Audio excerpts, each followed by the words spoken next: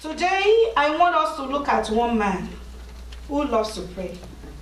So, a man in the scriptures who, from the beginning to the end, he prayed and he achieved success.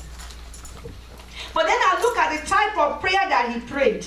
I'm like, okay, this prayer is wonderful. But, what is this man saying? Is he saying that God forgets? Remember me, remember me, remember me. So today, the topic of our prayer is, remember me, O Lord. Let's say it together. Remember me, O Lord. One more time. Remember me, O Lord. One more time. Remember me, O Lord. This man, he kept saying, remember me, remember me, remember me. Do we know that man? Yes. Jeremiah. Nehemiah. Remember, are you saying God forgets? Why are you saying God remember me, remember me? And now know that as I was studying the scriptures, yes, it's a prayer for all of us to be praying. Nehemiah, let us start from chapter 1 of Nehemiah. Nehemiah chapter number 1. We're going to see where this man started his prayer. Chapter number 1, verse 8. So this man, he asked people now. He's one of the people that were taken captive. So he now inquired, what is happening from verse 1 of that chapter? What is happening in Jerusalem? What is the condition of the people of God? How is it, city of David? What is happening there? The report they brought back saddened his heart. The Jerusalem wall is broken down. The people, they are not in good condition. The gates are burned with fire. So he said, okay, if this is the condition of my people in Jerusalem, I am here in King's Palace. I am enjoying. He was a cupbearer. But that situation of his people and Jerusalem made him sad. So he did what? Verse number 4. So it was when I heard this word that I sat down and wept and mourned for many days. And I was fasting and praying before the God of heaven. So he prayed. And I said, I pray, Lord God of heaven, oh great and awesome God, you who keep your covenant and mercy with those who love you and observe your commandments. Please let your ear be attentive and your eyes open, that you may hear the prayer of your servant that I pray before you now, and day and night, for the children of Israel, your servant, and confess the sins of the children of Israel, which we have sinned against you. Both my father's house and I have sinned. This man now began to ask for God's mercy. He says, Father, let your eyes be open towards me. Let your ears be open towards me to hear my cry. He confessed the sin of his people. He confessed the sin of his father. He confessed his own sin. And he then said in verse number 8 that we just read, he says, remember, I pray, the word that you commanded your servant Moses, saying, if you are unfaithful, if you have sinned, if you transgress, if you turn away from me, I will scatter you among nations. But if you return to me and keep my commandments and do them, though some of you are scattered out to the farthest part of the heavens, yet I will gather them from there and bring them to the place which I have chosen as a dwelling for my name. Okay? Then when he was done with that, he didn't stop there. The Lord answered that prayer. He granted them favor before the king to go back and build. The Lord even had what he needed, the Lord gave to him. That is the power of prayer. That's why we need to be prayerful children of God. He didn't stop there. He started the work to build the temple, the gates. He met so many obstacles, Sanballat and Tobiah. They rose against him, they mocked him, they laughed at him, they tried to discourage him. He kept on doing the work. So, but as he was doing the work, he was saying, Lord, remember me. Let's turn to Nehemiah 5:19. Nehemiah 5:19. Remember me, my God, for good, according to all that I have done for these people. It didn't stop there. 6:14. This remembrance is a different one, but it's a remembrance.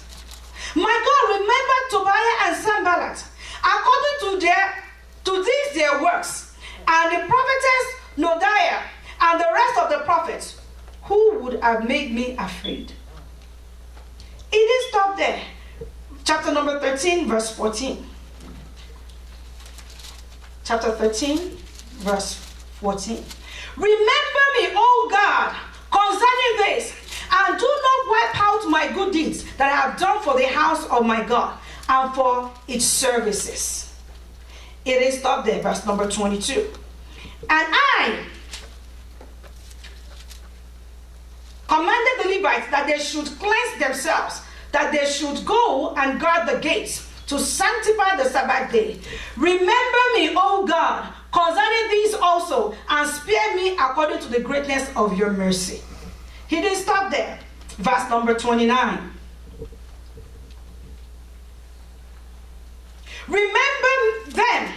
Now, he's talking about those who are contrary to God. Remember them, oh my God, because they have defiled the priesthood and the covenant of the priesthood and the Levites.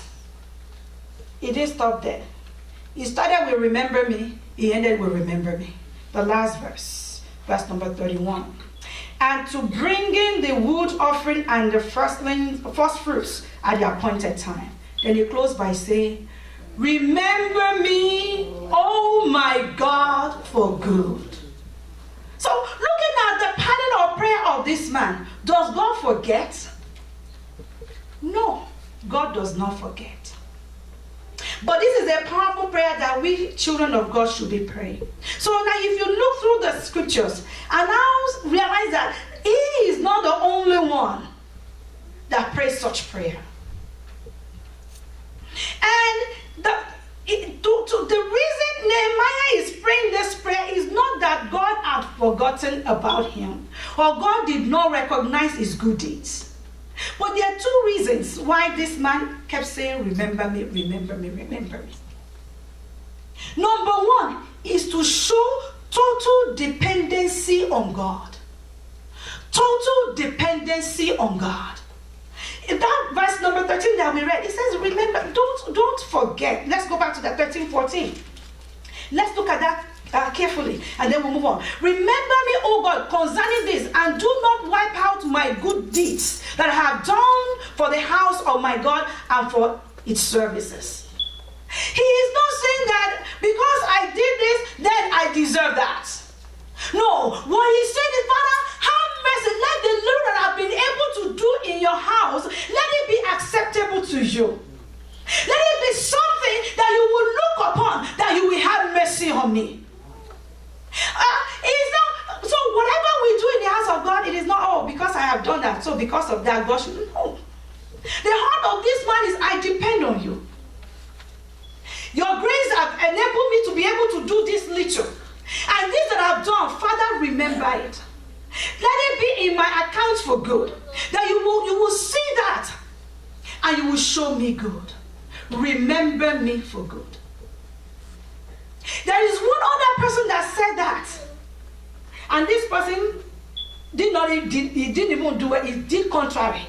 But he said, remember me. And the Lord remembered that person.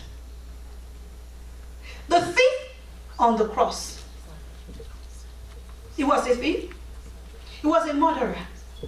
He was sentenced to death. He was about to he was being executed. He was already on the cross. Let us look at Luke chapter number 23.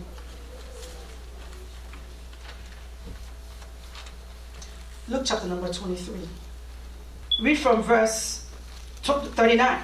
Then one of the criminals who were hanged blasphemed him, saying, if you are the Christ, save yourself and us. Imagine a criminal. And he's talking to the Holy One, righteous one. So if you are the Christ, save yourself and save us. What had he done for God to save him? But anyway, but the other answering rebuked him, saying, do you not even fear God? See, you are under the same condemnation, and we indeed justly, for we receive the due reward of our deeds. But this man has done nothing wrong. Then he said to Jesus, Lord, remember me when you come into your kingdom. And what was the response of Jesus? And Jesus said to him, assuredly I say to you, today you will be with me in paradise. If a thief who is being nailed to the cross can say, God, Jesus, remember me. And Jesus remembered him. It is your turn today to cry to the Lord to remember me. It is my turn today to cry to God, Lord, remember me. So you will see that these people, they are not saying, I have done something that is worthy, but I cry for your mercy. Remember me, Lord, for your mercy's sake. Total dependency on God. We see also in the life of Rachel, when she was barren. At first, she didn't know where her blessing was to come from. She thought it was Jacob that would give her a child. She went to Jacob. You better give me one today or I die. If you wait till then, you will die. Jacob said, now have I become God? Am I the one who gives children? Let us read it. Genesis chapter number 30. Verse number 30. Now when Rachel saw that verse 1. When Rachel saw that she bore Jacob no children, Rachel envied her sister and said to Jacob, give me children or else I die. And Jacob's anger was aroused against Rachel. And he said, am I in the place of God? Who has withheld from you the fruit of the womb? Then let's jump to verse number 22. Then God remembered Rachel, and God listened to her and opened her womb. And she conceived and bore a son and said, now because she had realized that it is not the husband, it is God. See what she said. God has taken away my reproach. So she called his name Joseph and said, the Lord shall add to me another son. Now it is not Jacob that will add. It is God. Because it is God who gives. God remembered her. So we see in the life of these people, it is total reliance on God, that God, you are the only, it is only by your mercy. It is only by your grace. Another reason this prayer is important is, when God remembers you for good, it goes into action. Yes. When God calls to remembrance your prayers, your offerings, He moves immediately concerning your case. Joseph was in prison. As a matter of fact, when the man he helped, because sometimes we turn to human being, I've helped you, please, when it's good for you, don't forget me. I mean, and there's nothing wrong with that. So he said, Genesis chapter number 41. He told the man, now when the king restores you, please don't forget me. Because my case, I did not do anything wrong. They sold me as a slave. Here I found myself. And even in the house of my master Potiphar, I did nothing wrong. But I'm here in the prison.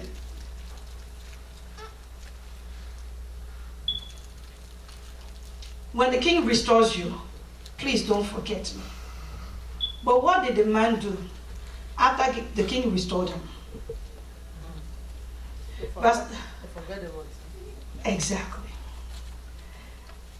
Let's read Genesis chapter number 4. Let's start from 40. I'm going to read from verse number 12. And Joseph said to him, this is the interpretation of it. This is the butler when he told his dream to Joseph. The 3 branches are 3 days. Now within 3 days, Pharaoh will lift up your head and restore you to your place. And he will put Pharaoh's cup in his hand according to the former manner, when you were his butler. But remember me when it is well with you. And please show kindness to me. Make mention of me to Pharaoh, and get me out of this house. For indeed I was stolen away from the land of the Hebrews, and also I have done nothing here that they should put me into the dungeon. But what happened? Verse number 23 of the same chapter. Genesis 40:23. Yet the chief butler did not remember Joseph, but forgot him. But when the Lord God Almighty will remember Joseph, he caused the king himself to have some worrisome dreams that he could not, no one could give him answer to. No one could interpret the dream. That same day, the Lord lifted Joseph up from the prison and made him the next in command. When the Lord remembers you for good, when he opens the book of remembrance for you, action will take place that same day. Amen. The king had a troublesome dream. Nobody could help him. That's when the man, I have done bad. There is a man who interpreted my dream for me. It's in the prison. Go and bring him. That day, the Lord remembered. Let's read 41 verse number 9. Genesis 41 verse number 9. Then the chief butler spoke to Pharaoh, saying, I remember my fault this day. Because God remembered Joseph, the chief butler remembered his faults. I remember my fault this day. When Pharaoh was angry with his servants and put me in custody in the house of the captain of the guard, both me and the chief baker, we each had a dream in one night. He and I, each of us dreams according to the interpretation of his own dream. Now there was a young Hebrew man with us there, a servant of the captain of the guard. And we told him, and he interpreted our dreams for us. To each man he interpreted according to his own dream. And it came to pass just as he interpreted for us, so it happened. He restored me to my office and he hanged him. Then Pharaoh sent and called Joseph, and they brought him quickly out of the dungeon, and he shielded him, changed his clothes, and came to Pharaoh. That day, when the Lord remembered him, there was no more delay. When the Lord remembers you, when heaven remembers you, heaven moves in action concerning you. Another man that the Lord remembered is Mordecai. Because it was the time of his remembrance, God made it so that the king could not sleep. So he began to look at the chronicle. Who has done me good here, that today must be his day? That same day, he says, what have we done for this man who did this for the king? Nothing. Today this man must be honored. I say God will remember you today. Amen. Hezekiah, the Lord sent a message to him. He was sick. Put your house in order, because this is to death. Don't worry. What did the man do? The man said, God, hey, remember what I have done. I have served you. And what did the Lord do? He added 15 years to his years. Today, the Lord will remember you. Amen. If you like, say amen. If you like, be quiet. A closed mouth is a what? A closed destiny. Open your mouth and shout, because as I am saying the word of God, it's powerful. It's coming out. If you grab your own, let to God be the praise. And if you keep quiet, well. So he called upon the Lord. He says, God, remember me. Remember what I have done. Remember how I have served you. And the Lord, the prophet was not even gone. He said, go back and tell him. I said, God will turn to you for good today in the name of Jesus.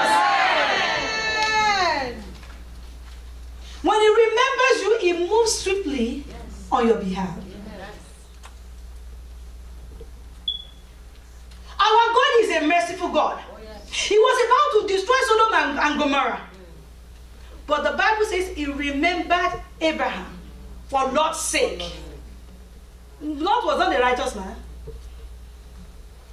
But for Abraham's sake, the Lord remembered. The Bible says the Lord remembered Abraham because of the ties between Abraham and Lot. The Lord rescued Lot. I don't know whom you have been praying for salvation, and they are not saved yet. The Lord will remember your prayer today, and He will save them in the name of Jesus. The Lord will remember Rachel.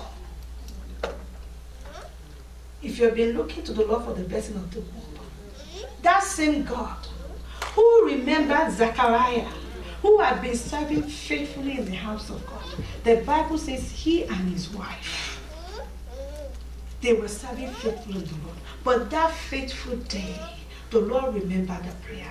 The Lord God Almighty, as He remembered Zechariah and gave him John, as He remembered Rachel and gave him Joseph, He remembered Hannah and He gave him Samuel. Everyone looking to the Lord for the blessing of the womb, heaven will call you to remembrance and will visit you today in the name of Jesus. Amen.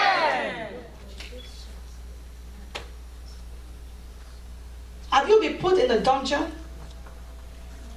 Have you served like Joseph? Faithfully at your place of work. But instead of you to be promoted, you are being demoted. There is somebody there that is fighting against you.